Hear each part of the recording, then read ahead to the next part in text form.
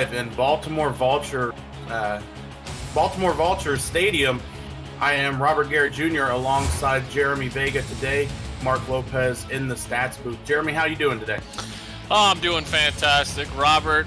The first game of this beautiful Sunday in the SFL, and it's going to be a great game between these two teams. Both of these teams doing a lot different on the season, but putting up the same relatively when it comes to records, as Sioux Falls is first in rushing touchdowns this season. Baltimore coming in at 16th. So the Vultures' rushing defense will have to play pretty strong today. Yeah, the Baltimore's offense is number 2 in the league in terms of points per game, going up against Sioux Falls' number 5 defense. And on the flip side, you got Sioux Falls' number 7 offense going up against Baltimore's number 4 defense. So it's really going to take one of these playmakers to separate their team today and pick up a W. Here we take a look at the coin toss for the game. And the Vultures will defend first as we get ready for Week 8 action on this beautiful Sunday.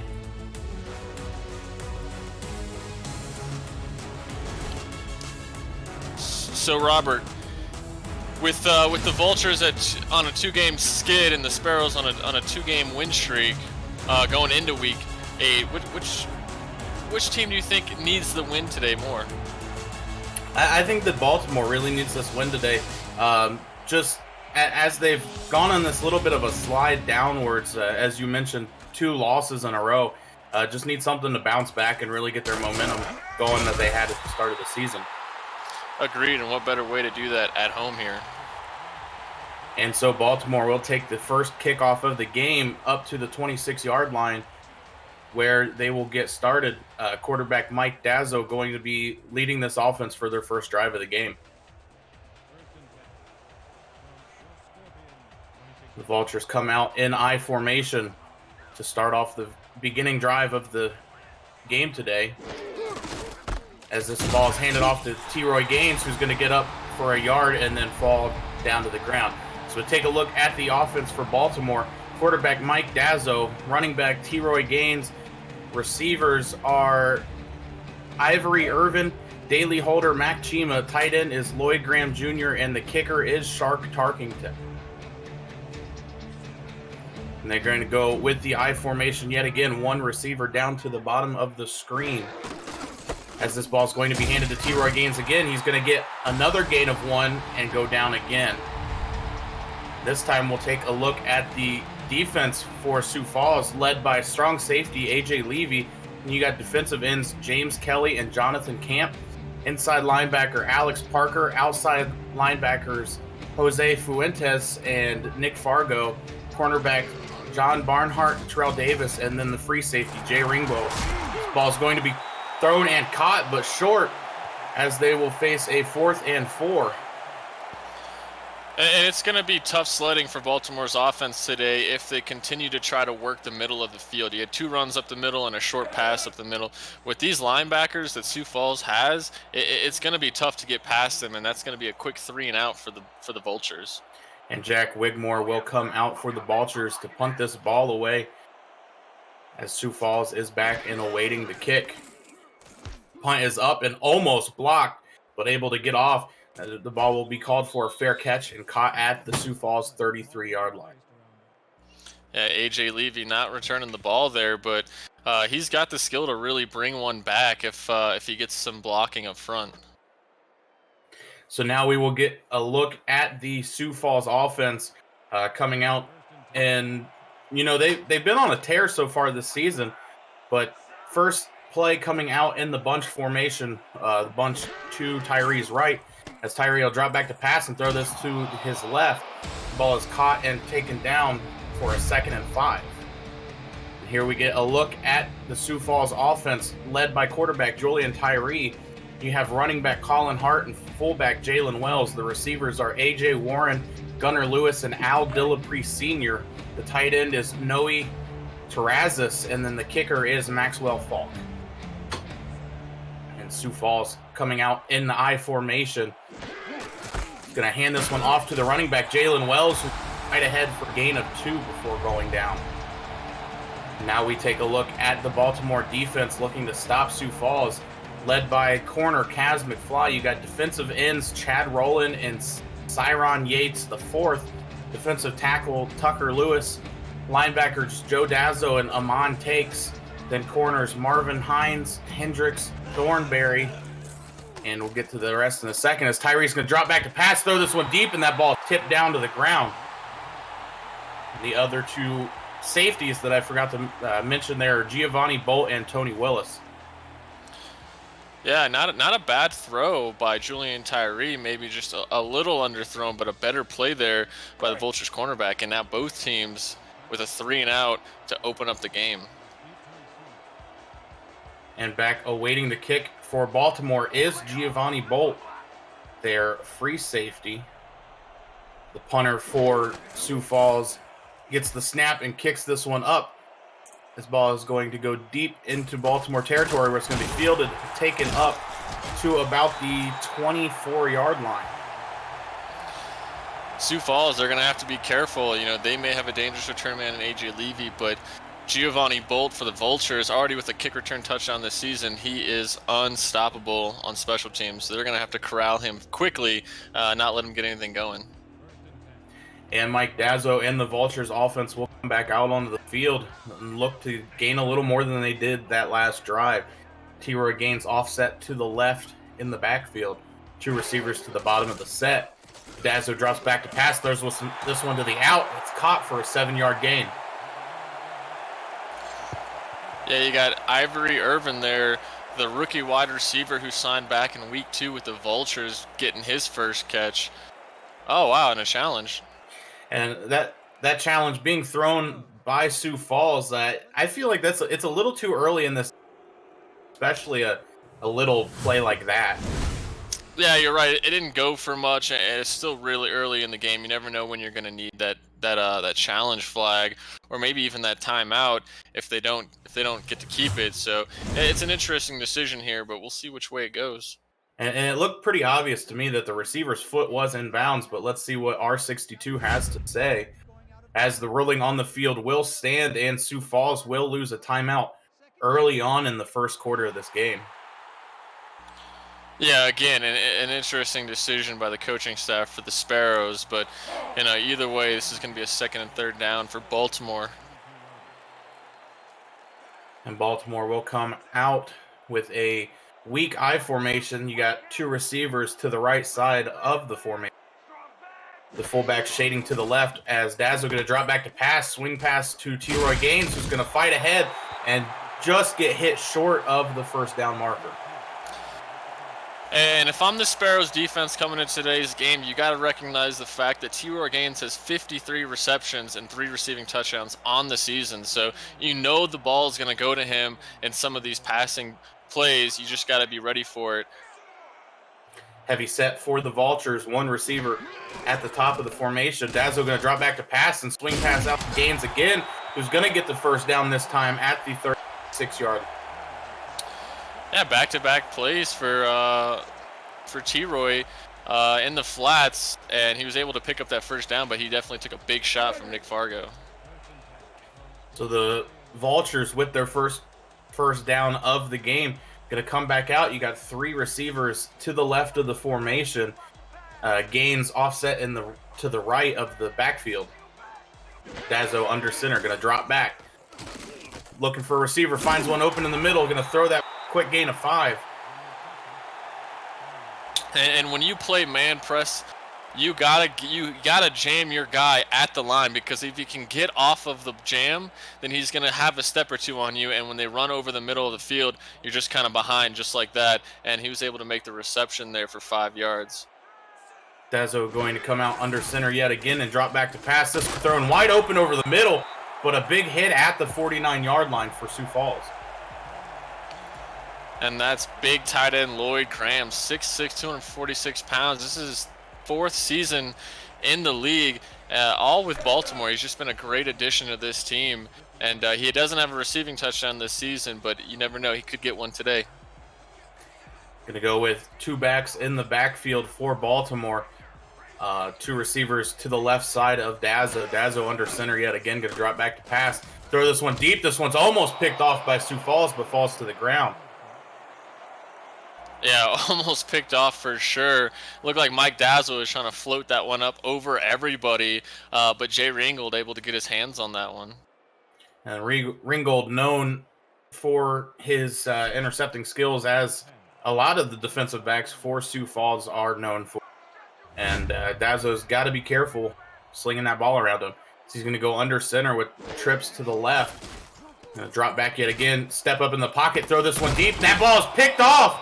It's going to be taken down at the 26-yard line.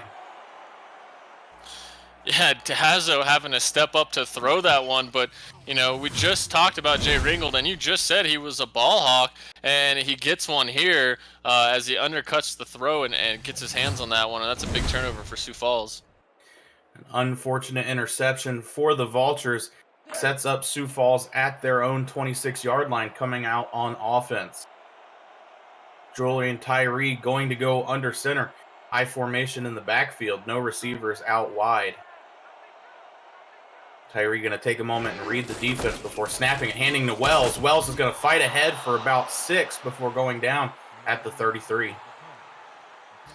Yeah, Jalen Wells is the Sparrows' third-round pick in this last draft, and so far he's got 2 carries, and Colin Hart has none, which is an interesting coaching decision because Colin Hart is one of the best halfbacks in the league this season. This time going with a weak I formation. The ball is handed to Colin Hart, who's going to fight ahead and get the first down, falling down at exactly the 36-yard line. Yeah, and that's the best decision in my opinion, is to get Colin Hart the ball, let him get going. He's coming in today's game 5th in the league in rushing with 878 yards. He's tied for 1st in rushing touchdowns with 11. So I'd like to see the Sparrows get him a little more involved in their fullback. The Sparrows again going in the I formation. Baltimore stacking up the box, expecting run.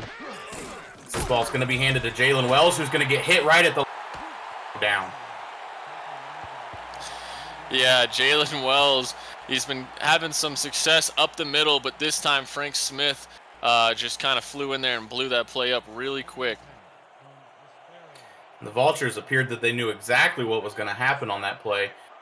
Sioux Falls now mixing it up with 2 backs in the backfield. This ball handed off, pushed ahead for a gain of 3 before going down. That was Jalen Wells yet again with the carry. And Jalen Wells up to 11 yards so far here in the first quarter off of 4 carries. It's definitely interesting early decision making by the Sparrows coaching staff, but now that it's 3rd and 7, they're gonna have to go to one of their playmakers on the outside. Empty set in the backfield. Only Tyree. Tyree's gonna step back to throw, and this one is thrown, but not really on target for AJ Warren to be able to make that catch. Yeah, I'm not sure if there was miscommunication there or if Julian Tyree just completely overthrew him, and even the Vultures guy wasn't really expecting that as that one hit him right in the chest. And the interception for the Sparrows will amount to nothing as they have to come out and punt this ball back to the Vultures. The snap is back and the punt is up. And it's going to soar deep to Giovanni Bolt, waiting at about the 20-yard line, going to make a man miss. And so we are still knotted up 0-0 halfway through this first quarter. You are watching the Simulation Football League on 11 Sports and For the Fans.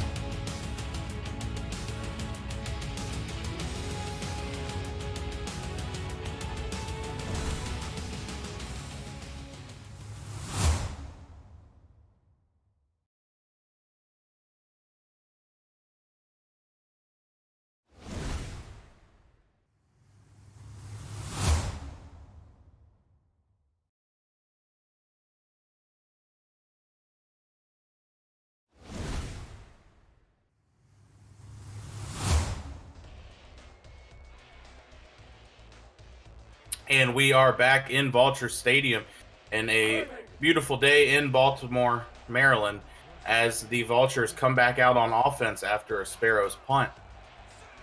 Dazo going to line up under center, 2 receivers to his right. T-Roy Gaines offset to the left in the backfield. Going to drop back to pass, throw this one out wide, and it's caught just at the yard to gain first down for the Vultures after that catch. Yeah, Dazzo just kind of squeezed that one in right over the linebacker and right underneath the cornerback. Good reception there by Ivory Irvin for his second reception on the day. Dazzo going to stay under center. Two receivers to the left of the formation. Dazzo going to drop back to pass, throw this one in the middle, and that's caught. The Vultures are marching quickly these first two plays. And Mike Dazzo so far here in the first quarter is 8 for 10. His completion percentage well over 75%, and he comes into today's game holding a 75.9% completion, which is the best in the league this season. And he's just so accurate, and you see his stats right there. Yeah, Dazzo has been quite the quarterback for Baltimore this year and for many previous years. At the top of a lot of all-time leaderboard areas as he throws back the pass. This one caught over the middle and taken for 6 yards before he goes down. And one thing Dazzo is having a lot of success in this season with his offense is his ability to spread the ball between his four big-time receivers. Two of them up over 40 receptions on the season, and his other two up over 20 receptions. He's just so good at spreading the ball around. This ball is handed to Gaines, who's going to fight ahead and fall down just short of the first down marker after a tackle by Nick Fargo. And on 3rd and 1 here, I'm going right to T. Roy Gaines, letting him use his power to pick up this 1 yard that they need to extend their drive. And there is an I formation. It looks said only one receiver to the right side of the formation. This ball is handed to T. Roy Gaines, who's going to push ahead for down, blow through another, and then get taken down at the 28-yard line. And the power from T-Roy on display here as he's getting this crowd fired up. They needed one. T-Roy delivered on a lot more than that as he trucked through a few Sioux Falls Sparrows defenders. And it appeared that John Barnhart was the one that took the big blow as T-Roy Gaines able to drop the shoulder and blast right through him. The Vultures come out, two receivers to Dazzo's right. One T-Roy Gaines offset to the left as he gets this handoff. Going to fight through another tackle. Get hit again, but he's going to go down this time after gaining 7 on the play. And now that the Vultures are right at the 20-yard line, this is the first time either team in today's game has been inside a red zone.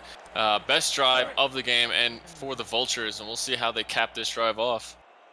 With 1 minute and 30 seconds left in the, we might be close to seeing our first points of the game as the Vultures step back, and this one's thrown, almost picked off by Nick Fargo as Dazzo threw it pretty much right at him. I don't think he was quite expecting that. And Nick Fargo, probably the best linebacker on this defense. He's got 2 pass deflections in the season. That's his 3rd, and he also leads this team in total tackles with 65. So he's a playmaker, and Dazzo's going to have to keep his eye on him throughout this game. I formation for the Vultures with T. Roy Gaines dotting the I. Dazzo going to drop back to pass, throw this one, and it's almost picked off again. Nick Fargo yet again juggling that ball. It looked like he had a hold of it, but couldn't quite tuck it in. Yeah, I mean, Dazzo put some extra mustard on that throw, trying to get that to his receiver. But besides the great play by Jay Ringgold, you had AJ Levy on the other side deliver a big hit to the wide receiver, and this drive is going to end up in a field goal. And so far, these defenses, the number 4 and 5 in points per game, are really holding up.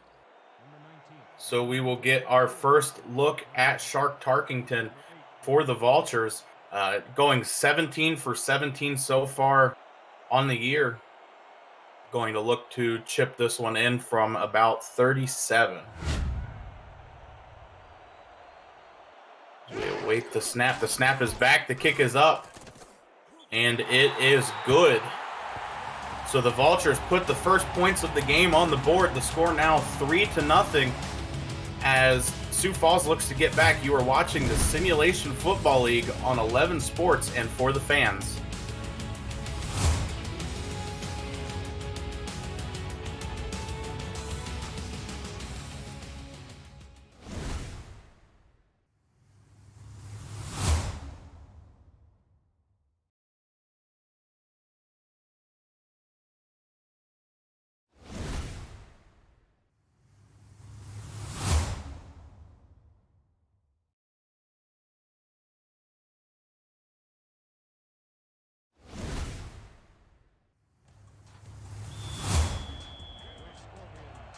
After a 9-play, 52-yard drive, the Vultures are up 3-0 as the Sparrows await the kickoff.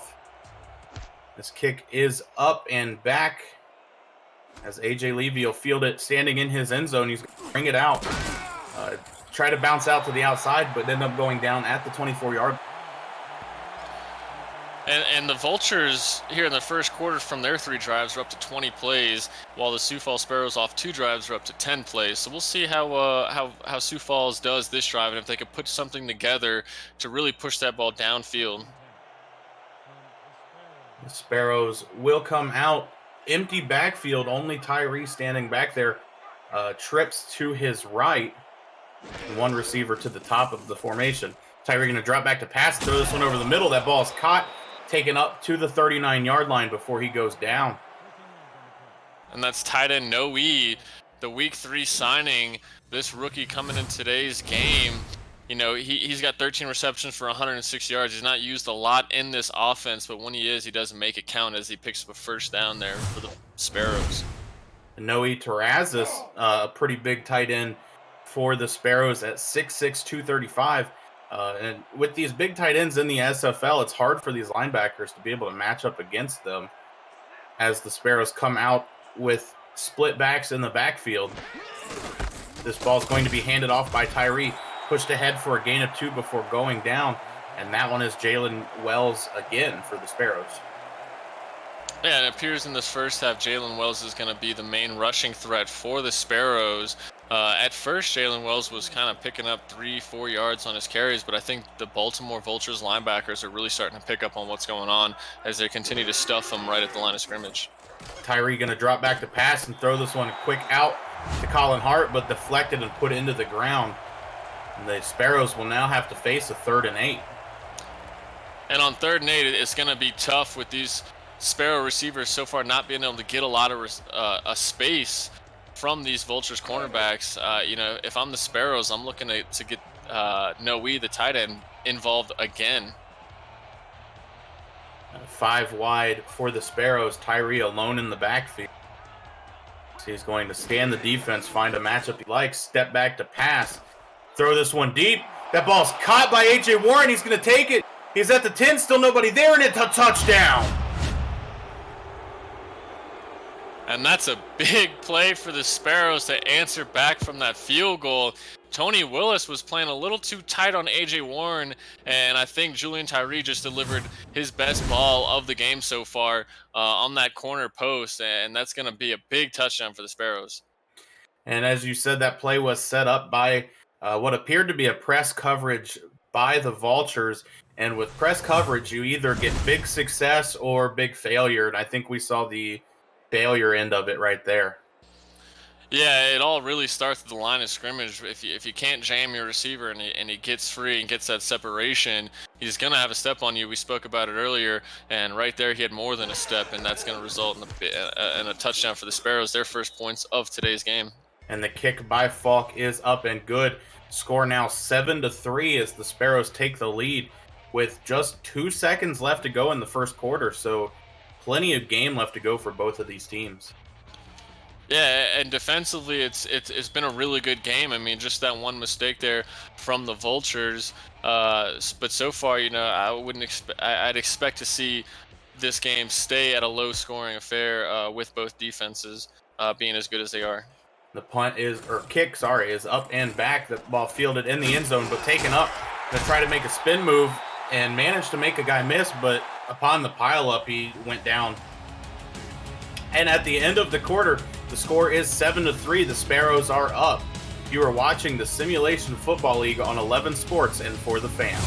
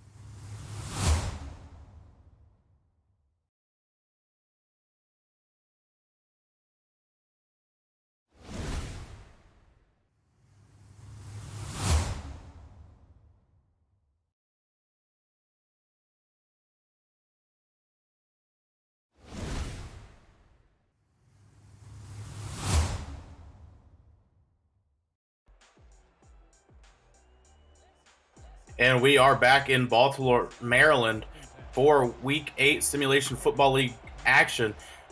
Just real quick, I wanted to point out that with that touchdown catch, A.J. Warren is the new franchise record holder in receptions for the Sparrows. So great job by him as this ball is thrown and caught, taken up for a first down. Yeah, and with his ability to do that in just 5 seasons, Sioux Falls is in a 10-year team in the SFL, and for him to do that in just 5 seasons shows how incredible he's been for this offense. So congratulations, A.J. Warren. The Vultures at the 36-yard line look to come back and strike, trying to score points with a heavy set, as Dazzle going to drop back to pass and swing past this one to T-Roy Gaines. Gaines going to run a man over, 2 men, and then finally get taken down as there was a group of Sparrows, and he was just swallowed up by yellow jerseys. Man, that's got to be the scariest thing as a cornerback, just seeing T-Roy Gaines bringing in a reception on the sideline and then just starting to pick up some momentum going downfield, and his downfield running's got to be one of the best in the league, as he's showing just the power he has again as he's just running through multiple defenders. 2 backs in the backfield for the Vultures, and Sioux Falls looks to combat this with 4 down defensive linemen. This ball going to be handed off to Gaines, who's going to run ahead pretty much untouched. He's going to break through. He's got nobody around him and take him down at the 8-yard line. And T-Roy Gaines and this crowd are really starting to get fired up.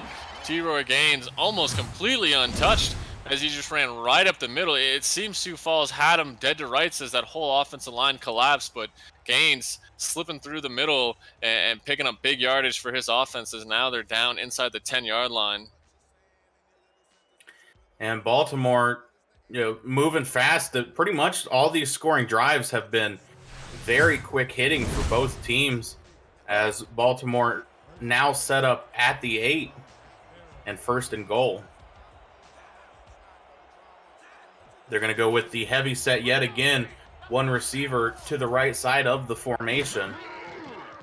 Dazzle going to drop back to pass. This one thrown to T-Roy Gaines, who's going to pull it in one-handed, run a man over, but get dragged down by his legs at the 4. And this power I formation from the Vultures, they love to swing it out to T-Roy in that. Sometimes they'll run, but when you see that, you can almost bet on it going to T-Roy out in the flats, and T-Roy almost making something happen there. And the Vultures go with the weak I formation. Dazzle going to drop back to pass, throw this one quick out. It's toe dragged at the 1. Couldn't quite get the ball across, trying to make sure he maintained possession there, was Ivory Irvin. Irvin now up to his 3rd reception. He's had 6 targets here in the first half. They're really trying to work that ball over into his direction. Here on 3rd and goal from the 1, Robert, you think they're going to go to T-Roy? I think you got to look that way, the way he's ran so far this game. And they're going to line up in the heavy set formation. Dazzle going to drop back to pass, swing pass to T-Roy Gaines, and he's going to walk into touchdown. Yeah, it's almost too easy. I mean, it's tough. That formation's tough to defend against, but when you're on 3rd and goal at the 1 and you come out lined up in that, as a defense, you're thinking it's going to T-Roy right up the middle, so you know you're not going to play the flats too heavy, and that's just a great call by the Vultures, just to kind of swing it out there where T-Roy was all alone, and he kind of walks into the end zone, giving his team possibly a 3-point lead. A 6-play, 76-yard drive sets up a 1-yard passing touchdown for the Vultures to go up 9-7, awaiting the extra point now to possibly be 10-7. As the snap is back, the kick is up, and it is good. So the Vultures go up 10-7 against the Sparrows. Plenty of time left to go in the second quarter, but man, these teams suddenly are just moving. Yeah, and anytime these two teams get together, it's really a great game between both of them. I mean, sometimes it's high scoring, sometimes it's low scoring, but when these two teams meet, you know it's going to be a great battle. And these two teams, very known for really having shootouts against each other every time they play. So this kick is back and taking a knee as it's deep in the end zone for AJ Levy. And here we get to take a look at their previous meeting. a score of 49-30. And I mean, that game was really an interception fest by both quarterbacks. Yeah, high scoring, 500 combined passing yards, 80 combined passing attempts. I mean, I remember that game. It was a long time ago, but it was a great game indeed. And this one seems to be shaping up to kind of match that one. Bunch formation to the top, to the left for the Sparrows. This ball is thrown quickly by Tyree as he almost got crushed by a blitzing linebacker.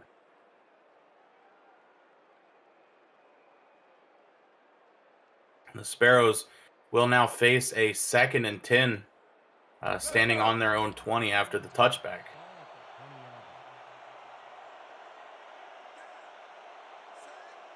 Going to go with 2 backs in the backfield for the Sparrows.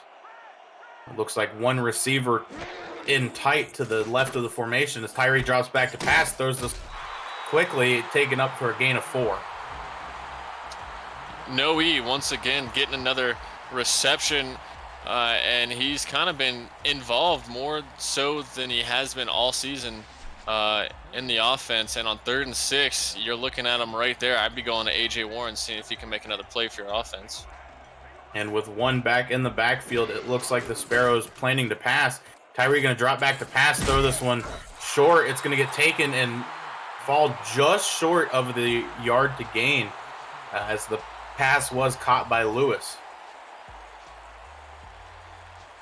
And facing a 4th and inches, as good as the Sparrows' rushing offense would be, would you go for it, or would you punt it like they're going to?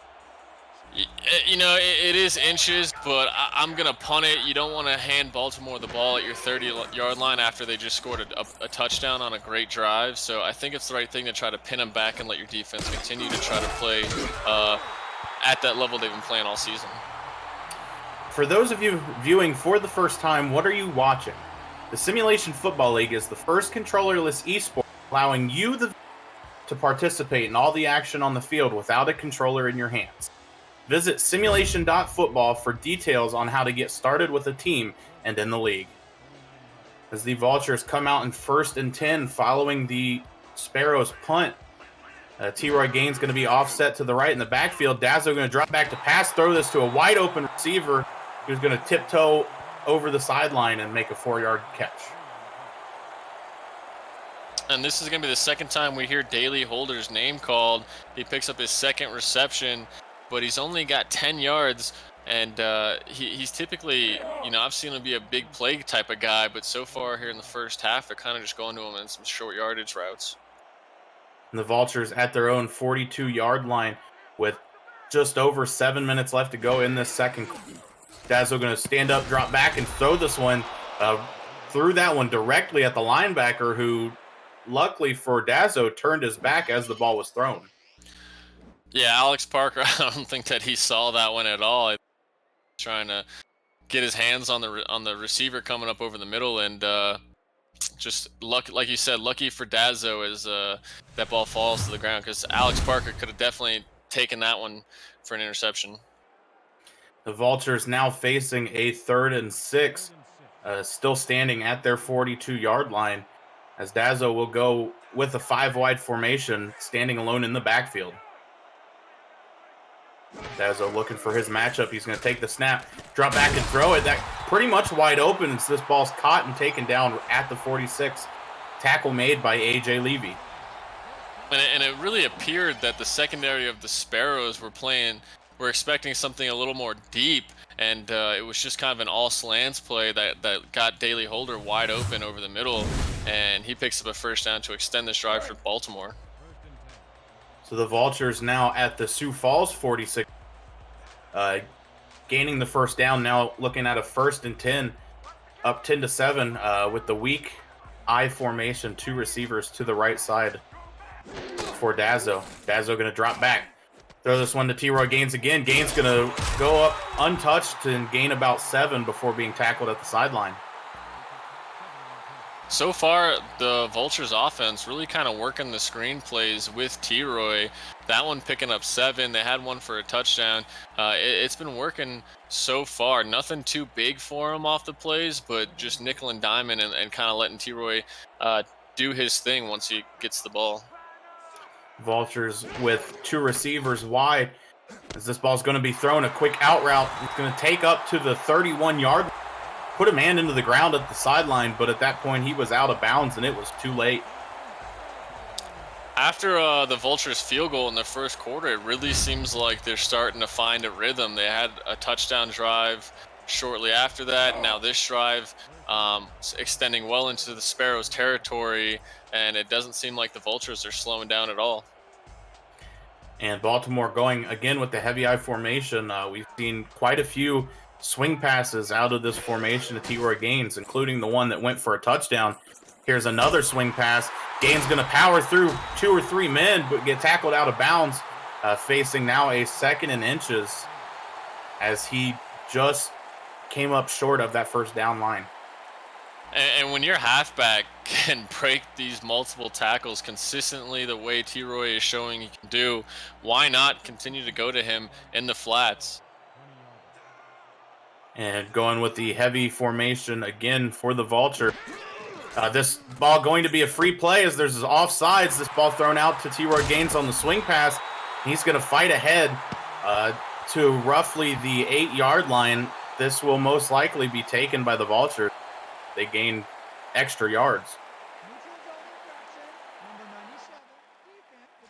And it is called an offsides against the Sparrows. That is big number 97, Zeke Zimmerman, who was called for the penalty. And this close to the end zone, I'm thinking the Vultures are going to just give T-Roy the ball as many times as it takes for him to punch it in the end zone. And the teams break from the huddle and come out, going with the heavy set formation again for the Vultures. But the Sparrows stacking up the line, trying to do whatever they can to stop them from running this ball. Dazzle going to drop back to pass, throw this one to Gaines again on a little screen, who's going to get tackled behind the line of. Yeah, Nick Fargo delivering a big shot, this time not letting T-Roy Gaines break through his tackle, and now it's going to be 2nd down from the 8-yard line. With 5 minutes left to go in the second quarter, neither team having to do a whole lot to hurry, but Sioux Falls probably hoping to at least force a field goal. This ball's handed off to Gaines, going to punch ahead about 4 yards before being tackled.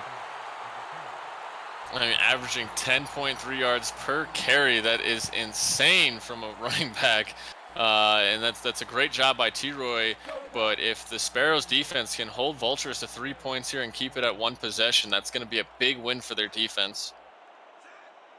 And the Vultures facing a 3rd and goal at their own 4-yard line, or at Sioux Falls 4-yard line, excuse me.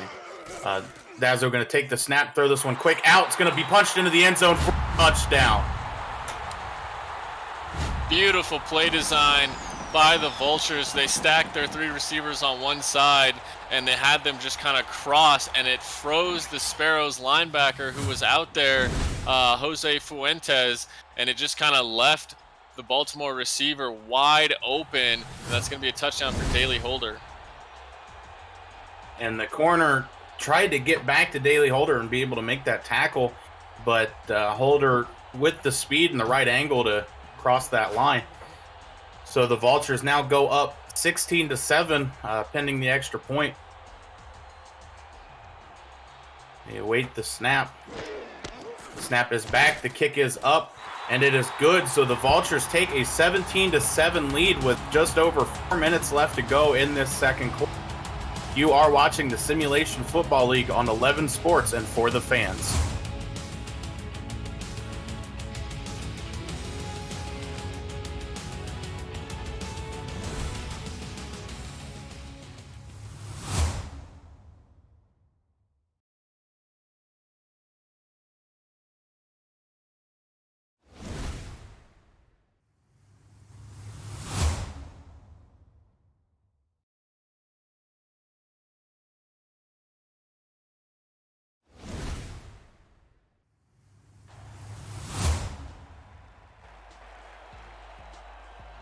And we are back in Baltimore, Maryland after 10-play, 6 drive sets up a 4-yard passing touchdown for the Vultures.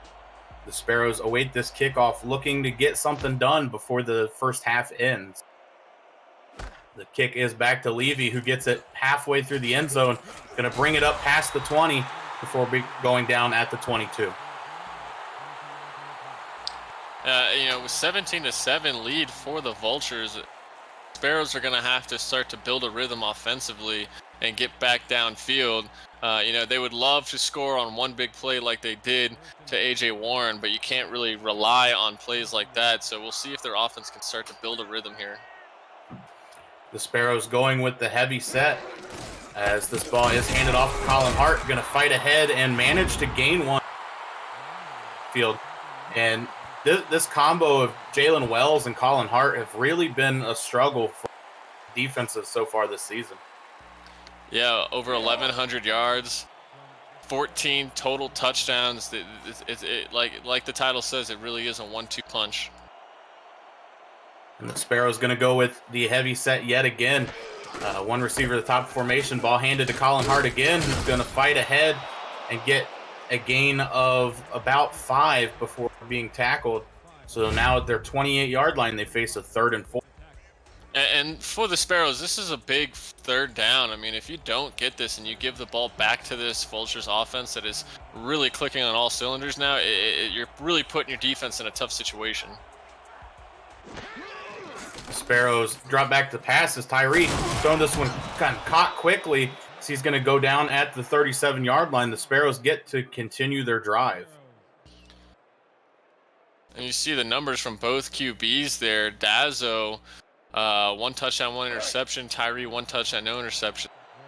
They're both having a pretty good first half so far. Tyree going to go with an empty backfield behind him, taking this snap under center. He's going to drop back and scan the field, throw this one deep. That ball's caught and taken down at the 44-yard line. Just an amazing catch there by the receiver. Yeah, Gunnar Lewis coming up with a reception there in very tight coverage. Just impressive, his concentration to hold on to that, but knowing he's going to take a big hit, and there he gets sandwiched by 2 defenders. And that's a big down. That's a big first down for the Sparrows as they've moved into the Baltimore territory. And this may be the last play before the 2-minute warning as they are at the Baltimore 44-yard line. This ball is handed off to Colin Hart, who's going to get stopped in the backfield, but managed to get to the line of falling down. And Suron Yates, he really kind of set the edge there and forced Colin Hart to kind of take a wider angle around him, and kind of resulted in picking up much. But defensively for the Vultures, they've held them real well in the run game. And we have reached the 2-minute warning. The score is 17-7 to the Sparrows. You are watching the Simulation Football League on 11 Sports and for the fans.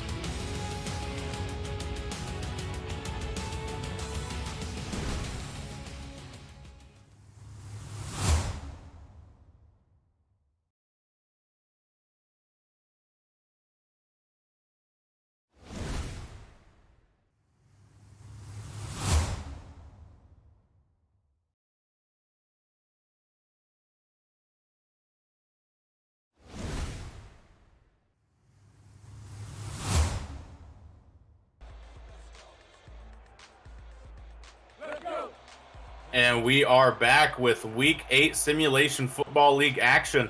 The Sioux Falls Sparrows looking to get some points on the board before the 2-minute warning, down 17-7. They're going to go with 2 backs in the backfield, a receiver on either side of Tyree. Ball going to be handed off and punched ahead by Jalen Wells. Going to go down with just 1 yard left to gain to get a first down. On 2nd and 10, that was a surprising call, giving it to the fullback. I mean, it caught me off guard, and I believed it caught the Vultures defense off guard as he picked up 9 as he trucked through a defender to set up a 3rd and short. And with the 3rd and short, they will go with the weak I formation with their 1-2 punch, probably looking to run this one ahead. The ball is going to be handed to Hart, who's going to get stopped at the line of scrimmage, now facing a 4th and 1. Do they take the points here, or do they try to get greedy and see if they can get 7? It's a 52-yard field goal. Maxwell Falk has the leg strength to get it down there. If I'm Sparrows, I'm using my kicker, bring it to within 7. Once a quick shout out to Suron Yates again. He's really setting that edge and not letting Hart get by him and the rest of his defense. And Maxwell Falk will come out for a 52-yard field goal attempt. They await the snap, letting the clock run down a little bit, trying to give Baltimore as little time as they can. Snap is back, the kick is up, and it is just short. No good, as the Vultures will take the ball at their own 42-yard line. Wow, I don't know if the wind had something to do with that, but that fell a yard or two short of the field goal, of making that field goal, and that's honestly a bit surprising. As Maxwell Falk, he's a great kicker. He was 10 of 10 coming in today's game. So the Vultures now come out 5 wide. Dazzo looking to fire this one off and get some more points. To try to make the Sparrows struggle a little bit more. This ball thrown, and that one will be deflected by the defense. And not often you're going to see Ivory Irvin drop one that hits him right in the hands. Just maybe took his eye off the ball a little too early, and that's an incompletion. And the Vultures facing a 2nd and 10 with 42 seconds left to go in the first half at their own 42-yard line. So they will go with the weak I formation, one receiver on both sides of Dazzo. The Sparrows have the blocks loaded, showing blitz, but there's going to be a jump off sides. This ball is going to be thrown a quick out route and stepped out of bounds, but they may take the penalty here.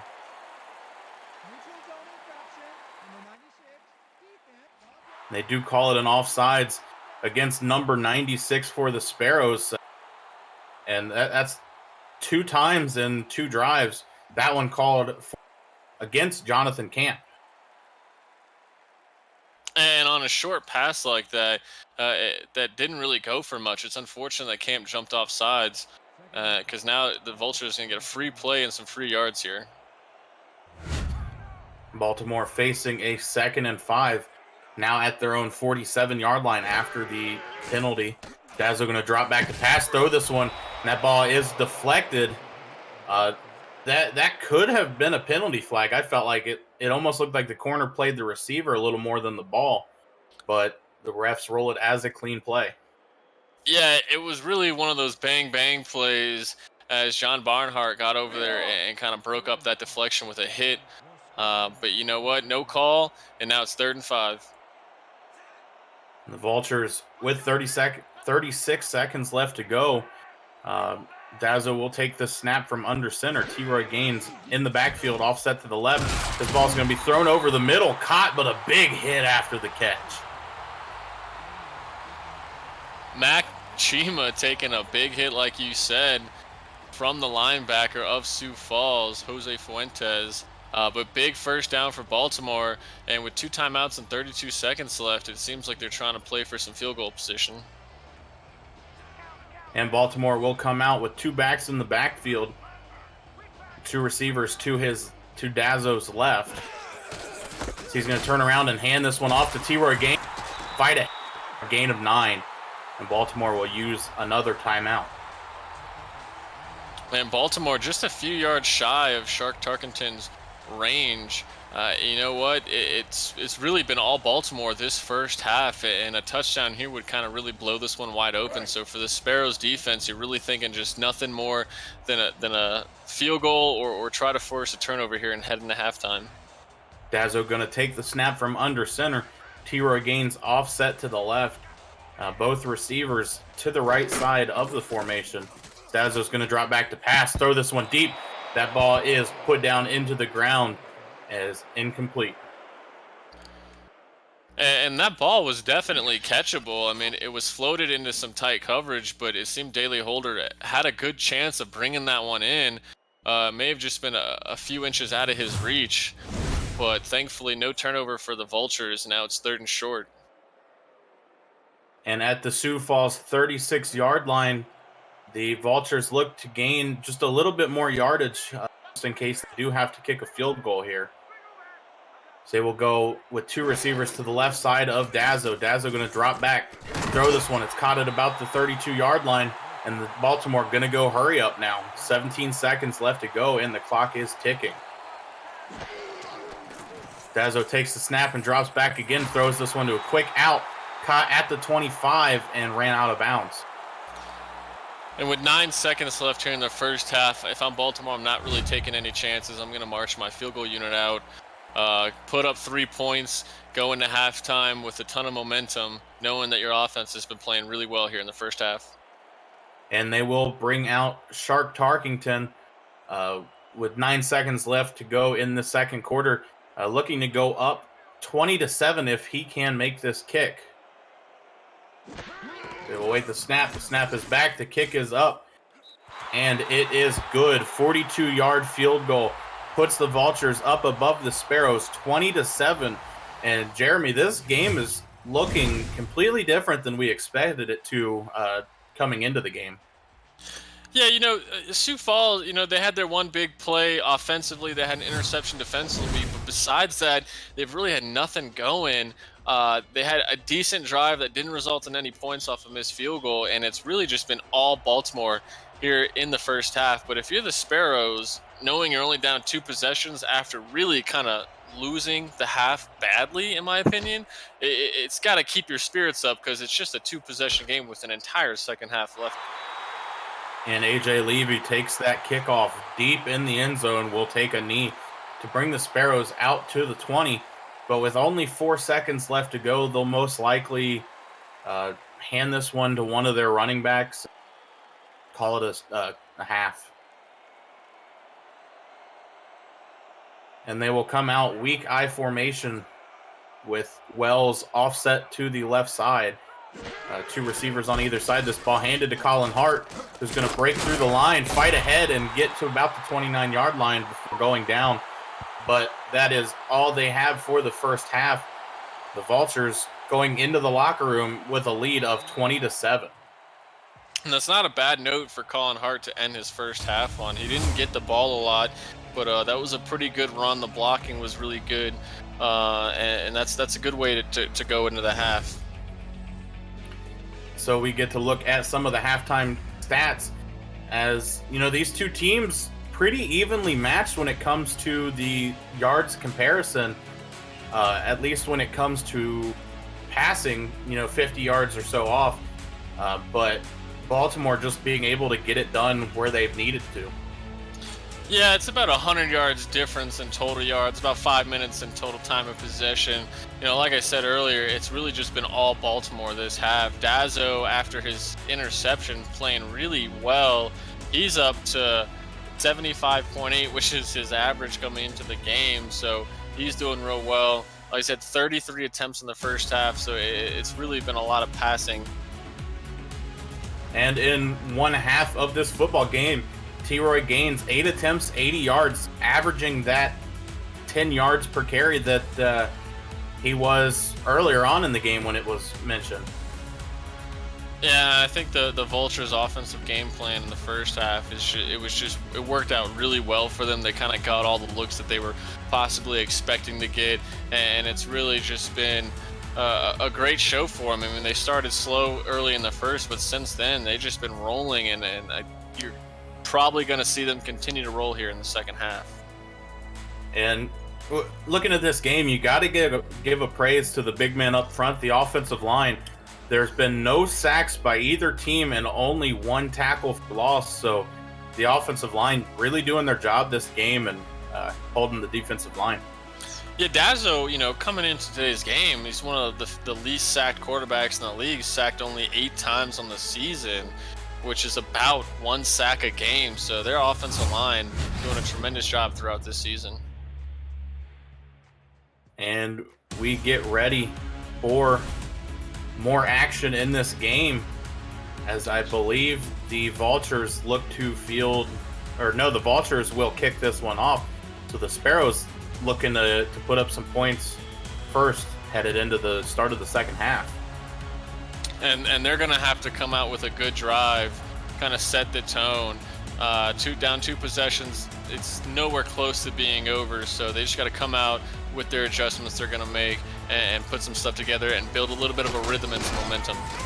The ball is kicked off and brought out by A.J. Levy up to the 23-yard line, where the Vultures will start with a 1st and 10.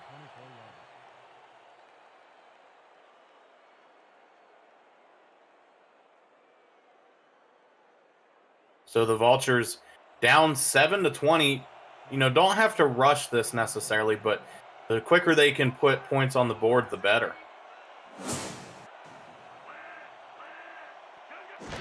Going with empty in the backfield. Tyree going to drop back to pass, throw this one out, and it's caught out wide, taken out of bounds at the 23, but no, they will say that wasn't complete.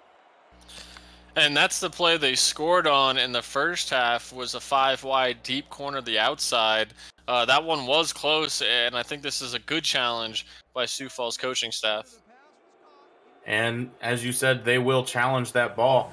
So looking to get the yardage that they believe they gained. And we get a closer look at this one. And to me, it looked like the receiver had both feet in bounds, if not at least one. But we look to see what R62 has to say, and he will overturn it. So Sioux Falls with a successful challenge to start this second half, whereas they were unsuccessful with their first challenge at the start of the game. Yeah, and that's a very positive way to open the second half. Almost a 30-yard reception there for the Sparrows. That one was out to Gunnar Lewis on the outside, and as you said, good challenge. Two backs in the backfield on this play for the Sparrows. This ball handed off and stopped right at the line of scrimmage. Jalen Wells able to get nowhere on that play. When you have a veteran like Amon Takes out there, who's just really starting to read what the Sparrows offense is doing with Wells, it's going to be hard to get around him consistently. Now with a weak I formation for the Sparrows, two receivers to Tyree's right. He's going to drop back to pass, throw this one out to the swing pass, and Colin Hart's going to take it up for a gain of 6 to the Baltimore 46-yard line.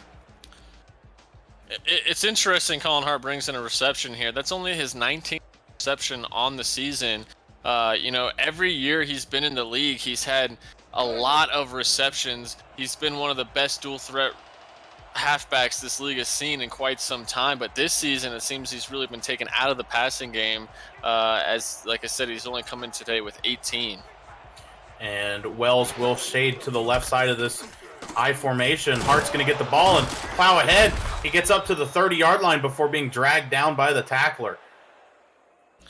Hart's two best runs have been his last two runs here in today's game, and it seems like maybe Colin Hart is starting to pick up a little bit of momentum, and if I'm the Sparrows, I'm going to kind of ride him this drive and continue to feed him the ball. So the Sparrows continue their drive after gaining a big first down on the legs of Colin Hart. Now at the Baltimore 30-yard line, Tyree will go with only Hart in the backfield, bunch formation at the top. Going to step back and throw this one. That ball's caught. There's nobody around him. He's going to plow in for a touchdown. A.J. Warren picking up his second touchdown on the day and capping off a really great drive by the Sparrows to open up the second half. And really, it was just a bad attempt to break up the ball by the Vultures cornerback. Kaz McFly not really reading that one too great, leaving A.J. Warren wide open. And now this is a 6-point game pending the extra point, and the Sparrows are not going anywhere. And that touchdown was actually by Gunnar Lewis, the receiver on the other side. But either way, yeah, able to beat Kaz McFly on the coverage and get that ball where nobody could really catch up to him at that point. Oh, my apologies. The Sparrows await the extra point. The kick is up, and it is good. So the score now 20-14. The Sparrows making their way back. You are watching the Simulation Football League on 11 Sports and for the fans.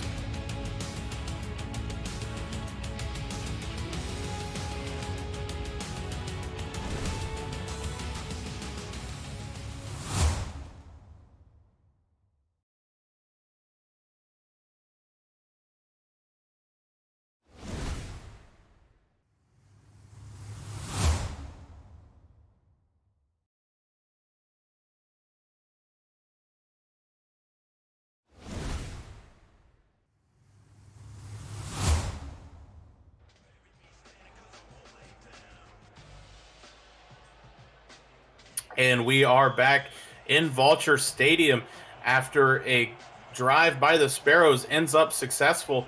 A five-play, 78-yard drive resulting in a 30-yard passing touchdown.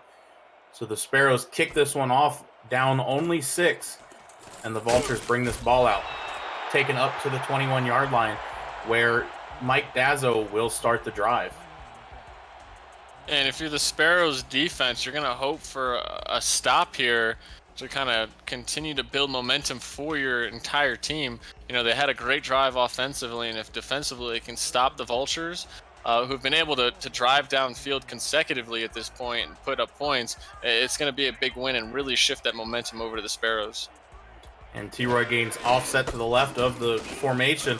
Going to get this handoff and fight ahead, get a gain of 9, and go down at their 30-yard line. And the average for T-Roy has dropped a little bit, but still sitting at 9.9. Incredible performance so far from T-Roy as he's closing in on the 100-yard mark. And there's nothing more you can ask for from your running back than to average, right around 9-10 yards a carry. It doesn't get any easier for that for offensive coordinators. A bunch formation to the left for Dazzo, going to hand this one off to Gaines, who's going to get to the first down marker and then be absolutely crushed. Jose Fuentes, man, what a big hit from this linebacker. He's 6'5", 260. One of the biggest linebackers in the league, coming up and delivering a big shot there. The Vultures continue their drive now with nobody in the backfield as Gaines needed a quick breather from that play. 3 receivers to the right of Dazzo. Dazzo going to step back and throw this one deep. That ball's caught at the 47-yard line. Ivory Irvin, another first down from him, and Dazzo and Irvin really kind of getting the connection going here. And Ivory Irvin has been Dazzo's go-to today. He's got 5 receptions for 43 yards, averaging right around 8.6 yards. So, doing wonders for Dazzo and the rest of the Vultures offense. Dazzo going to be alone in the backfield this time, 5 wide with 3 receivers to his left. He's going to take this snap and take a step back, throw this one over the middle. That ball's caught, and he'll be taken down at the 39. And that's back-to-back slants for the Vultures. And, oh, boy, Mac Chima lying on the ground after that shot. Going to see what that update is a little bit here after they take him to the sideline and check up on him. And Mac Chima, one of the rookies for this Baltimore team, and has just done incredibly well for them so far this season. If he can't come back, that's going to be a bit of a hit for the Vultures offense. And so they will go with the I formation on 1st and 10. 1 receiver to the left. This ball's handed to T-Roy Gaines, who's going to fight ahead and gain 8 before he's dragged down. And it seems like the success of the offense from the first half is definitely carrying over into the second half as they're continuing to put together another drive, and they're once again into the Sioux Falls territory. They're already in field goal range, and they're going to work to continue to push this ball closer and closer to the end zone. This time, the weak I formation with their fullback shading to the left side of the formation. Dazzo's going to drop back and throw this one out wide, but the receiver is going to step out of bounds before he can make that catch. Dazzo just kind of leading his guy a little too far to the outside, and now on a 3rd and 2. Who else do you really go to but T-Roy Gaines? And T-Roy has been the man to go to in these short distance moments so far this game, whether it's a swing pass or a run up the middle. But there's going to be a bunch on the right side of this formation for Dazzo. Dazzo can drop back to pass, throw this one quickly. That ball is caught and taken out of bounds by the tight end, Lloyd Graham Jr. And on 3rd and short, John Barnhart, the cornerback, was playing almost 12 yards off of the line of scrimmage. An interesting decision, and I think Dazzo recognized that and just kind of had Lloyd Graham go out there on a little short out route for a first down. And Mike Dazzo and his offense break the huddle and come out T-Roy Gaines offset to the left in the backfield. Two receivers both to the right side. Zazo's going to drop back the pass and throw this one quickly. That ball is caught for a gain of 6, but not able to get anywhere else as Fuentes lays a big hit. Yeah, you know, if Jose Fuentes doesn't do anything else in the game, you're definitely going to remember him for his big hits he's been delivering to some of these offensive players for the Vultures. Baltimore coming out with split backs in the backfield. This ball handed to T-Roy Gaines, and he's going to be quickly dragged down, only gaining about 2 yards on that play. And on another 3rd and short for the Vultures, you know, they've had so much success, you know, throwing it and running it on these 3rd and shorts. It's almost hard at this point in the game to kind of hone in on what they might do here and try to jump the ball and make a play. But I'm thinking that this one's going to be going to T-Roy right up the middle. Split back in the backfield for Baltimore. This ball is handed to T-Roy Gaines, who's going to fight ahead and get that first down before being taken. Or no, that was not T-Roy. That was R.E. Mills, the fullback, that gets that first down for the Vultures. Mills signed just last week, getting his first carry of the game, and man, what a kind of a misdirection play. You know, you're thinking it's going to go to T-Roy, and it goes to the fullback instead up the middle, and they pick up another first down. And the Vultures will stay in tight here. This ball handed to T-Roy Gaines off the outside edge. Going to break a tackle and get taken down. A.J. Levy saving the Sparrows from giving up what could have been another touchdown. Yeah, and T-Roy Gaines, it was definitely thinking he was going to have the touchdown. One man to beat, he just had to use his power to get through him, but Levy doing an incredible job of saving that touchdown. And A.J. Levy hasn't been thrown to a lot this game as he's fairly dangerous, but he has stopped T-Roy Gaines quite a few times. This ball handed to T-Roy Gaines, who's going to get stuffed in the backfield directly after the handoff. And it appears they try to run a very similar play, if not the same play, but Jonathan Camp getting back there, recognizing it, the 2nd-round pick for the Sparrows, and that's going to set up a tough 3rd and 5 here for this Vultures offense. The Vultures at the Sioux Falls 12, facing the 3rd and 5. Dazzo going to drop back to pass and throw this one quickly. That's caught at the 6 and taken out of bounds, where they will continue their drive. Yeah, and the consistency from this offense has just been stellar over the course of their last 3 or 4 drives, and it just does not seem like the Vultures are slowing down offensively. And the Sparrows defense are going to have to figure something out and answer, you know, the call on these drives from the Vultures that are just going all the way deep into their territory. And Baltimore has found gold in their 3rd down attempts this game. This ball is handed off to T-Roy Gaines, and he's going to push in for a touchdown. Man, we've spoken about the power T-Roy Gaines has all game, but he was stuffed up at the line, and when another guy came up to try to bring him down, he just used that power to force both the defenders and himself into the end zone. Great second effort by T-Roy, and that's another touchdown for him in today's game. Yeah, and Sioux Falls thought they had him stood up at like the 1. Jay Ringgold able to stop him, but somehow T-Roy Gaines able to find that power and fight ahead for the touchdown. That is rolled as a 14-play, 79-yard drive, capping off a 6-yard rushing touchdown. The extra point is up, and it is good. The Vultures go up 27-14. You are watching the Simulation Football League on 11 Sports and for the fans.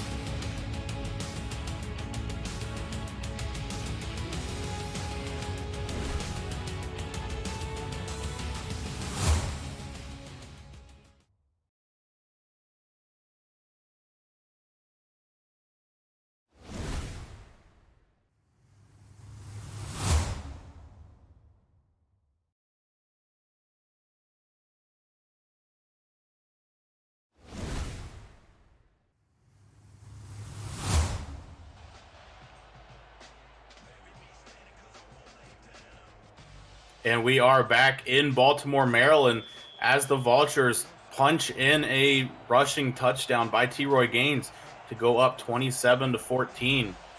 The Sparrows awaiting this kick. Back is A.J. Levy. The kick is off and fielded at about the 1. Levy going to bring it out get up past the 20, and he's going to fumble. And I believe Baltimore may have recovered that. It's kind of hard. Oh, Sioux Falls is the one to recover that. Very lucky by the Sparrows. Yeah, if the Sparrows would have lost that fumble and given the Vultures offense the ball back 21 yards shy of the end zone, it really could have just killed the spirit of this team. So Julian Tyree will come out under center. Colin Hart, the lone man in the backfield. Tyree going to drop back to pass, throw this one quickly. It's caught for a 2-yard gain. And we just get a chance to look at the Vultures' points per game as they have steadily climbed the leaderboards in past seasons to where they're at now, tied for second. Yeah, and you wouldn't think that you can get better than 30.5 points per game last season, but they are continuing to work at it, and they're just slightly over that average this season. Tyree under center for a weak I formation. This ball handed off to Hart, who's going to find the edge. He's going to run ahead. He's at the 50 now, finally catching up to him, but he breaks a tackle. He's at the 30. There's one man chasing him, finally able to drag him down at the 13-yard line. What a monstrous run by Colin Hart. He's only been getting better, and that is the biggest run of the game so far, and exactly what the Sparrows needed to try to climb back into this one. And it's gonna take, I think, in my opinion, Colin Hart getting the ball back here inside the 10 to really punch this one in and cap this drive off.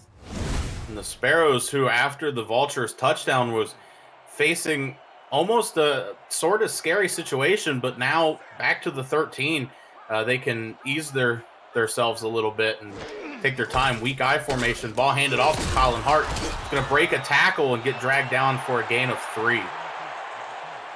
And they really went to the fullback a lot there in the first half, especially the first quarter. And it was just interesting a play calling when you have someone like Colin Hart in your backfield. But now that Colin Hart's really starting to get going, I'd be surprised if the fullback got any more touches or more so than Colin Hart for the rest of the game. Weak I formation for the Sparrows. This one is handed off to the fullback, who's going to fight ahead for the first down. Jalen Wells showing that power that he has. Yeah, showing that power and showing me I clearly don't know what I'm talking about because he's still running just as hard as Colin Hart is. So the Sparrows now first and goal, looking to punch this one in for some points. And this is the hard part. Which back do you key in on? Because either one can get the ball. So weak I formation for the Sparrows. Wells offset to the right. This ball is going to be handed to Colin Hart, who's going to have to bounce it outside and get crushed at the 7. Yeah, Tony Willis delivering a big shot to Colin Hart in the backfield, and that's not the run you want to see here deep into the Vultures territory. And the Sparrows, they're going to need a touchdown and not a field goal, so they still got a couple more tries to do it. Second and goal for Sioux Falls. 2 backs in the backfield and 2 receivers to Tyree's right. He's going to drop back and throw this one quickly, and it's going to be caught on a swing pass but out of bounds by Colin Hart. And now after that play there, it's 3rd and 9, and it's going to be tough to throw into the end zone when you have the Vultures just kind of sitting there waiting, playing the end zone, playing the goal line. It's going to take a great play call and a great read by Julian Tyree to get 7 here. You watch for them to look at the big tight end, Noe Terrazas. This ball is going to be thrown inside quickly, going to fight ahead and get the touchdown. Wow. He caught that 5 yards short, and Beanie Beasley able to power his way into the end zone. That's a great individual effort by Beanie to pick up a touchdown on a 3rd and 9, and it really seemed like the Vultures were going to wrap him up short of the end zone, but no. Sioux Falls now answering back and keeping this at a 1-possession game. And that is not a name you call very often for the Sparrows. So a little bit of a shock, but a 7-play, 77-yard drive results in a 7-yard passing touchdown. So lucky number 7s for the Sparrows on that drive. Now, Falk will await the snap for the extra point. The snap is back. The kick is up. And it is good. The Sparrows pull back within 6. The score 27-21. You are watching the Simulation Football League on 11 Sports and for the fans.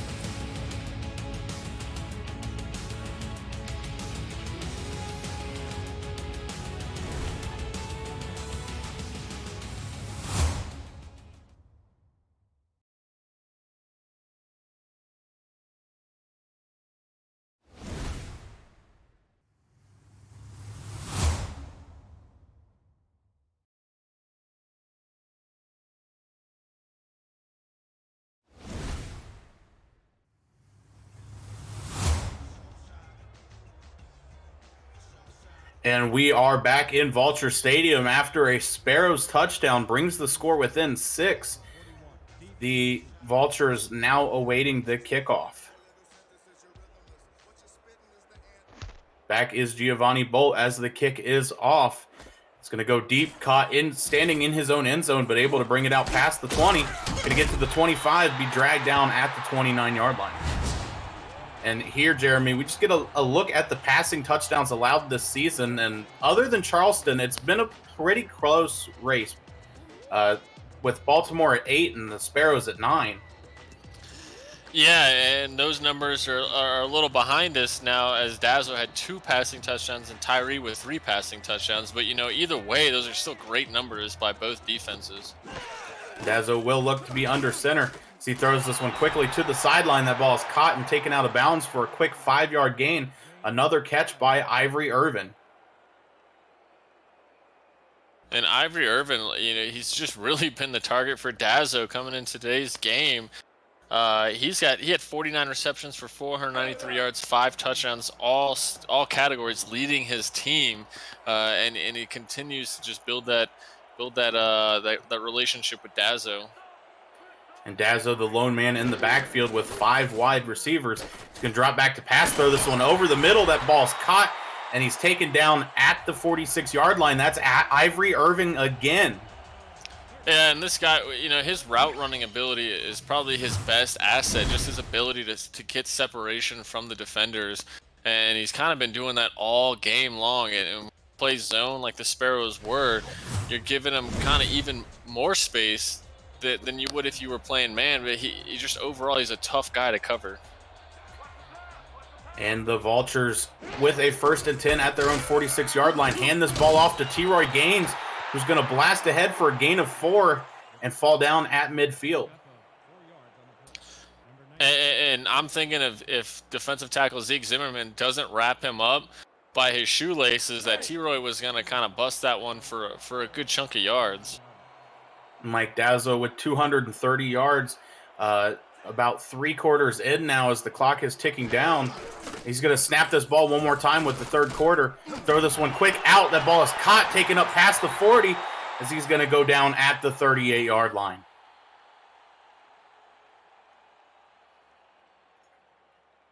That Lloyd ball, Graham, again, getting a reception. And we will go headed into the 4th quarter. Get your 4s up in the chat. The score 27-21. The Vultures up. You are watching the Simulation Football League on 11 Sports and for the fan.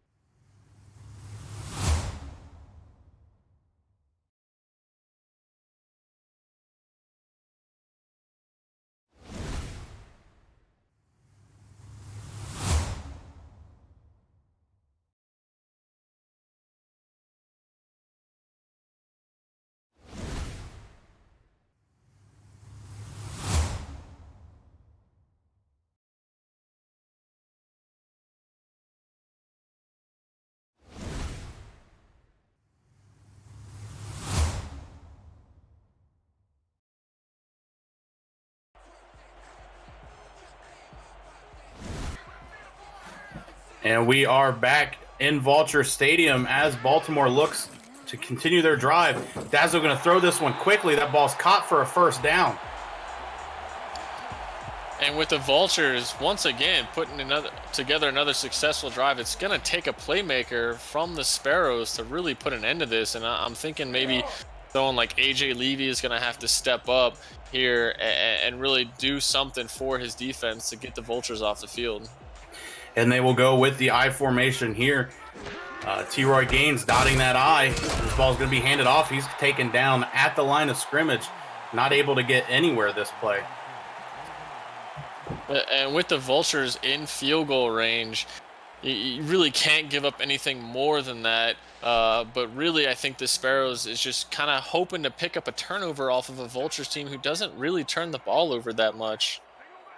Dazzo going with two receivers to his left. He's going to drop back to pass, throw this one quickly. That ball is caught and taken down at the 14-yard line. And Mike Dazzo just playing lights out today for the Vultures.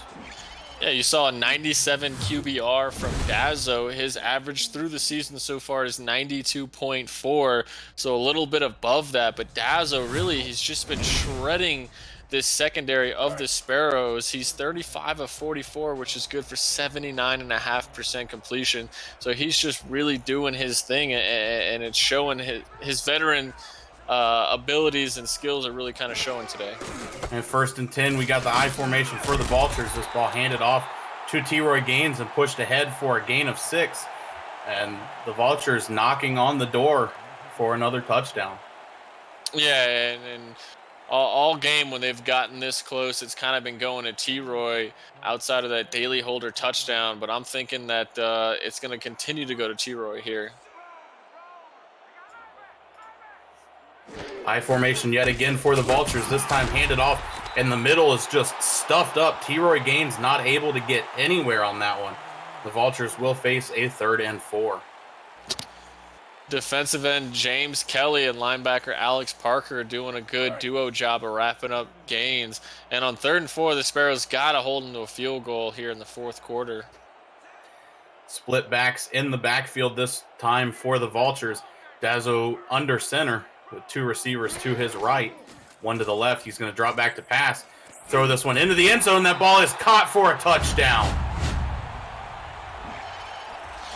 Wow, and a big play by Daly Holder, just running right over the middle, and it just kind of got right in front of Jay Ringgold for a reception and a touchdown.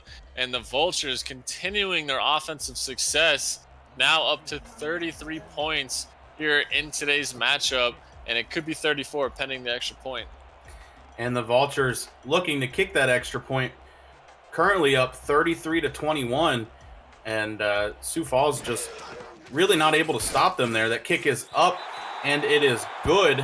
So the score 34-21. The Vultures continue this lead. And you know, the Vultures are just, they're a fantastic team. They've been one of the best since they've come into this league. And on a 2-game slide, it's really surprising that they've even found themselves in that position. So it's almost not surprising that at home, they're playing the way that they are and finding great success and consistency against a good defense, because they are a great team. And here they're going to look to snap this losing streak. And A.J. Levy not able to get that kick, as it seemed to be a little deeper for him than he expected. But, I mean, looking at all the all-time leaderboards for him, he's just been a monster all around for the Sioux Falls Sparrows. Yeah, 43 receptions, which puts him at 4th all-time, or tied for 4th all-time. An incredible number and an achievement from a safety. And just A.J. Levy has always been one of those great players. I formation for the Sparrows. This ball handed off to Jalen Wells, who went pretty much untouched up until he went down at the 28-yard line. And Robert, you know, 8 minutes ticking here in the 4th quarter. Do you think that the Sparrows have to score here on this drive? I don't necessarily know that they have to. At least not a touchdown. They I guess I'd say they do need to get points, but I don't know that it's like they need to get 7 here. As this ball is handed off to Colin Hart, he's going to take it up past the 30 to the 31 and go down. And it's interesting they're doing back-to-back runs here. I mean, I don't want to say it's like a do or die or they have to be in this crazy no-huddle rush, but running back-to-back, they really have already burned off a minute of time here in the fourth quarter, and time is ticking. So we'll see if they continue to go to the run or if they kind of start to air it out with Julian Tyree. This ball will be snapped. Tyree will drop back to pass and get hit as he goes to throw, but that ball will fall harmlessly to the ground. Tucker Lewis, the big D tackle free agent rookie, coming in there and delivering a hit to Julian Tyree and forcing an incompletion for his defense. So the Sparrows facing a 2nd and 10, and shout out to Mark Lopez for this stat, but this second half has just been insane. Every drive for both teams have resulted in touchdowns. So both teams' offenses just clicking and the defense not knowing what to do. Tyree's going to drop back to pass. He had a bunch formation out wide. This ball is almost picked off by the Vultures, but they're not able to get the hand on it. Kaz McFly, the last one to make the attempt. That was the third time the Sparrows went to that deep corner route out of that 5-wide formation. The first 2 times it worked out well. This time, Kaz McFly getting his hands on that ball, and it almost resulted in an interception. And the Sparrows go with the empty backfield. 3 receivers to Tyree's right. He's going to drop back to pass. This one caught in the middle, taken across the 40 to the 41 for a Sparrows first down. And a big first down at that. They really needed that one. And Noe picking up another reception. He's up to 4 on the day. The Sparrows continuing the drive with 7 minutes left to go in the fourth quarter. Down 34 to 21. Tyree takes the snap, I formation behind him. Jalen Wells gets the handoff, fights ahead for a gain of 6. You know, I thought that they would kind of start to give Colin Hart more of these carries with how he's starting to really come along in this game, but they're not getting away from their fullback Jalen Wells, and it is working. I mean, the last 3 carries he's averaged over 5 yards. And a weak eye with Jalen Wells shading to the left. This ball's handed off Colin Hart, an off-tackle run, but only going to get 2 yards before going down at the 49-yard line. And the 9-year vet Joe Dazzo making a crazy good one-on-one tackle there and not letting Colin Hart get anything big, as he definitely would have gotten something if he could have got past Dazzo. Split backs in the backfield for Sioux Falls on this 3rd and short. 1 receiver out to the left of Tyree. Tyree going to step back and get sacked. That's the first sack of the game for either team, and it comes at a bad point for the Sparrows. And it's crazy to think that Tony Willis, the safety who was sitting on the line of scrimmage, picked up that sack. I mean, the pressure from the Vultures was almost instant, as Tyree really didn't even have more than a second to figure out what to do with that, and he goes down for the sack. And like you said, it's a really bad time for the first sack of the game. And if Tony Willis hadn't made that sack, it really looked like Bernard Patterson, the defensive tackle, would have gotten him. They were both there, but the punt is back and fielded, taken up to the 23-yard line. So the Vultures get the ball back, up 34 to 21. You are watching the Simulation Football League on 11 Sports and for the fans.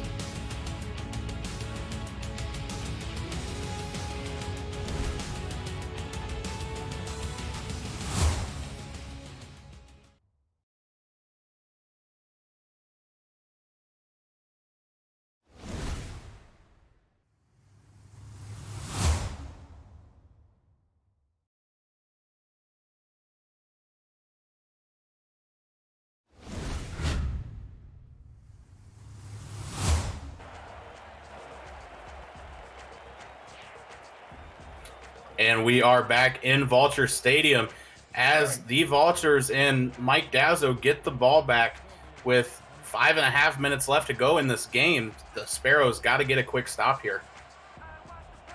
T. Roy Gaines lone back in the backfield. 3 receivers to the left of Dazzo. Dazzo going to drop back to pass. Throw this one quickly in the middle. That ball's caught. He's going to try to spin out of the way, but go down at the 31. And the last two drives by the Vultures have been 10-plus plays each, which means they are really draining time off the clock in these drives. And if the Sparrows can't force a quick stop, they're going to be put in that situation again where the Vultures are just bleeding the clock, and there's only 5 minutes left. So really, the Sparrows are going to need a quick stop and a quick score here. 2nd and 2 for the Vultures. I formation with one receiver to the left of the formation. This ball's handed to T-Roy Gaines, who's going to fight ahead and get to the 40-yard line where he's eventually going to go down. And T-Roy Gaines, likely the MVP of today's game, just continuing to run hard, and he's just not slowing down as he's trying his best to deliver the nail in the coffin for his team and pick up a W. And the Vultures have a first down at their own 40-yard line. The clock is ticking, 4.5 minutes left to go in this game, and they're going to come out with the heavy set formation, looking most likely to continue running the ball.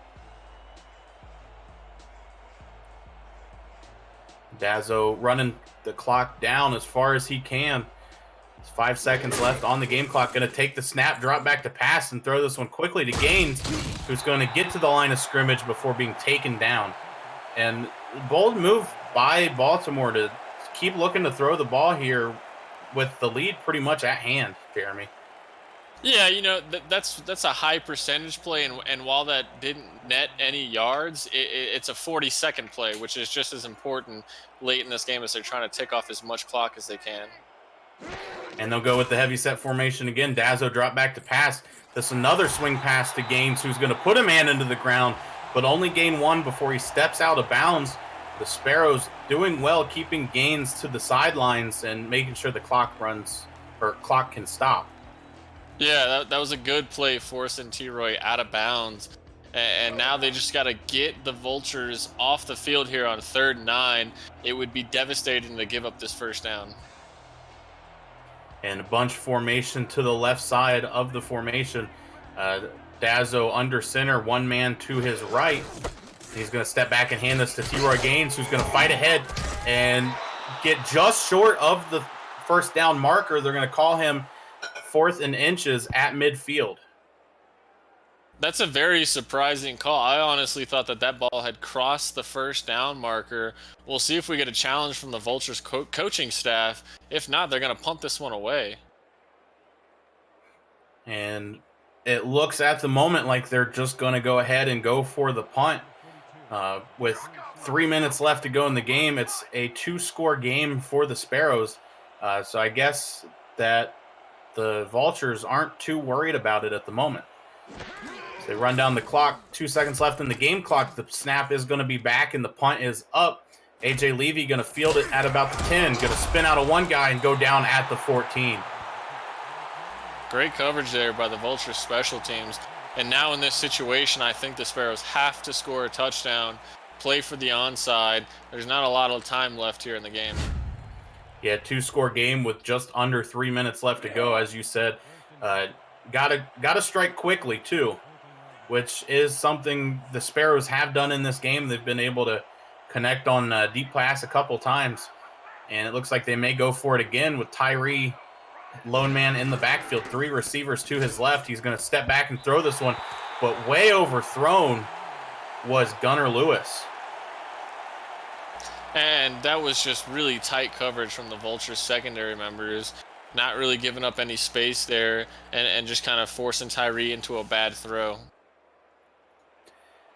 And the Sparrows will come out 2nd and 10, standing at their own 14-yard line. Tyree going to take this under center. Colin Hart, lone man in the backfield. Tyree's going to drop back to pass, throw this one quickly to the sideline, and it's going to be taken out of bounds for a 4-yard gain.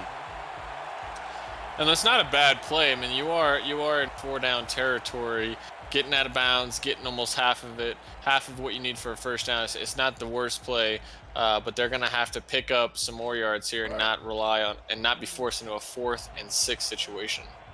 And after the catch by Al Dillapre Sr., the Sparrows are looking at a 3rd and 6. Tyree is going to go with 5 wide and be the lone man in the backfield. Snap is back for Tyree. He's going to step back. He's facing pressure. They're gonna get to him. He's taken down for another sack by the Vultures. That's 2 drives where Tyree has taken a bad timed sack and been forced into a 4th down.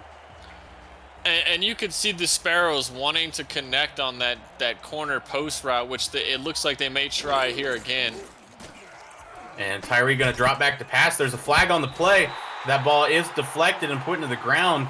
You got to imagine this is probably some sort of holding call at the timing that the flag came. But either way, it does not look good for the Sparrows. Holding, number 25, defense. And it looks like they will call defensive holding. So the Sparrows will take this penalty and the yards. Looks like they caught a good break there as Kaz McFly, the one called for that penalty. Yeah, and with the Sparrows, trying back-to-back corner post route, Kaz McFly was burnt off the line of scrimmage, and he just held the receiver to not give up anything big. But the refs caught it, they called it, and that's a new set of downs for the Sparrows.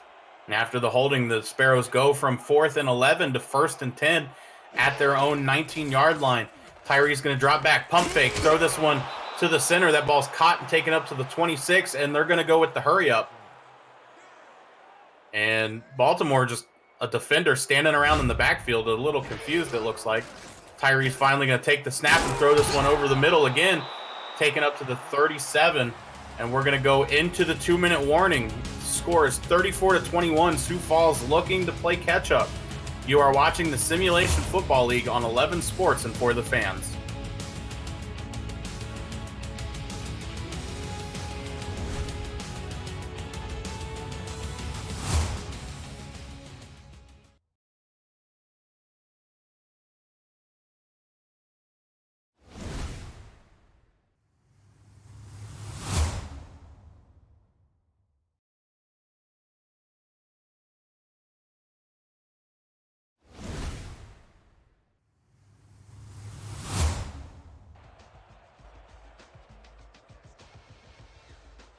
And we are back in Vulture Stadium. Sioux Falls Sparrows get a quick break, and they will now take the ball at the 37. A couple bang plays to set them up here. Tyree going to be the lone man in the backfield. 3 receivers to his left. He's going to drop back and throw this quick slant. That ball's caught and taken across the 50 to the 46. Yeah, and when you see them in this 5-wide situation, they're really trying to get their tight end over the middle on a linebacker. They did just there. Tyree going to drop back to pass. Have to throw this one in the dirt as he is almost sacked again, but able to get that ball away. Sir Ron, man, he's really been holding it down on the defensive line, both in the run game and the pass rush, and there you getting to him. And if he was just a half second earlier, he would have been walking away with a sack.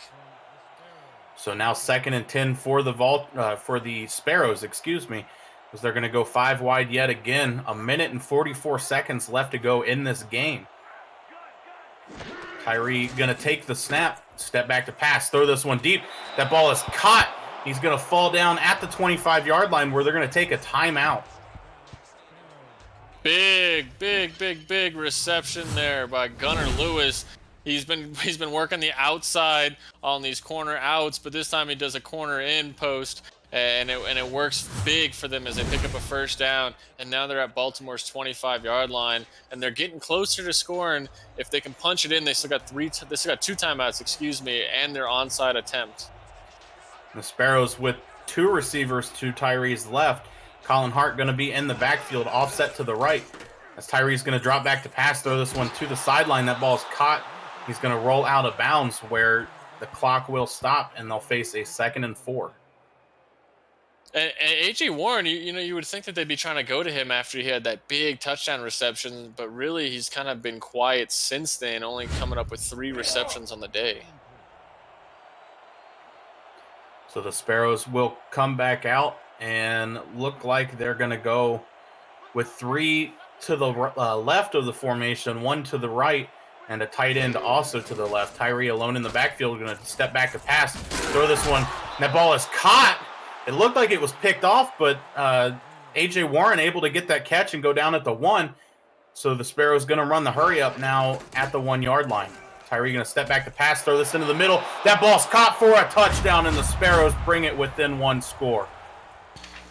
Al Dupree left wide open over the middle for a touchdown, and this was the quick drive that the Sparrows needed. And now, just down one possession, it's really gonna kind of be all about this onside attempt that's coming up. If they can get it, they're gonna have 2 timeouts and more than a minute to try to go downfield, score it.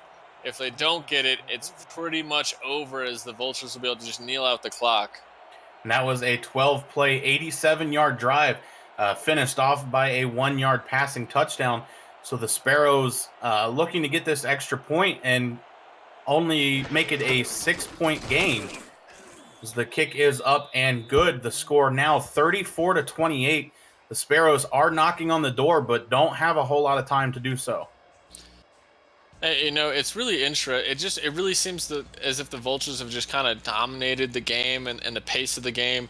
But to see a no quit attitude from a 5-2 ball club, it's really great from the Sparrows. And Falk going to make sure his guys are ready for the onside kick and kick it off. And it's got by the Sparrows. They got this onside at the 42-yard line, and they're ready to go. Wow, JJ McGee getting the ball off of a tip from the Vultures, and the Sparrows with new life. I cannot believe that they recovered this onside. Now with 2 timeouts, they're going to have to go downfield, and if they can score a touchdown, an extra point would give them the lead here, and this final drive is going to be absolutely insane. As you said, JJ McGee, the one making that great special teams play. So Tyree going to be able to bring his offense back out on the field with 1 minute and 19 seconds left to go.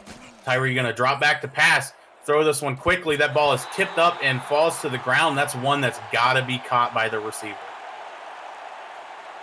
You know, it's interesting. You know, a reception there would have been great. It would have only went for 5 yards, and they would have had to kind of go into no huddle or burn a timeout. So a drop isn't the end of the world, as it does stop the clock. But with this man press coverage from the Vultures defense, the Sparrows are going to have to call something a little different to get some separation. Bunch formation in tight to the right of the formation. One receiver in tight to the left side. This ball's going to be thrown over the middle and almost picked off. Very dangerous throw there by Julian Tyree. Yeah, and just as I say they need to call something else, they come out with a bunch formation, which is a good way to neutralize man press. But Tyree not really seeing Amon takes right there, and Amon almost jumps the ball. And if he would have got that one could have gone for 6 and just put an end to the game. And I'm sure this one's been said before, but Amon tried to take that ball away. So the Sparrows now facing a 3rd and 10.